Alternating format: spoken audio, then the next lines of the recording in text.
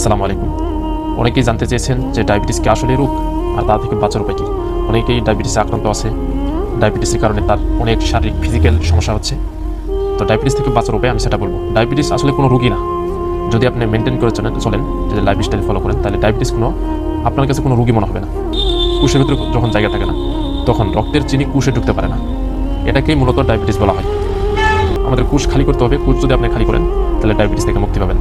তো কোষ খালি করার জন্য অতিরিক্ত ডুবো তেলের ভাজা, বাইসবান, ক্যানোলা, সয়াবিন তেল ইত্যাদি যত প্রকার আপনার ক্ষতিকর খাবার আছে, এগুলো বাদ দিতে হবে। এগুলো যদি আপনি বাদ দেন, অবশ্যই আপনার ডায়াবেটিস আপনার নিয়ন্ত্রণে থাকবে। এগুলোর পরিবর্তে আপনি কী খাবেন?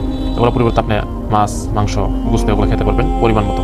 দেখবেন যারা হাঁটাচলা করে না, যারা নামাজ কালাম করে না, যারা দেখবেন আল্লাহর বিধিবিধান মানে না এবং তার লাইফস্টাইল ফলো করে না, তাদেরই সবচেয়ে বেশি এই diabetes, heart attack, brain stroke এবং ইত্যাদি ইত্যাদি ভয়ানক নতুন নতুন রোগ আল্লাহ তাআলা দেয়।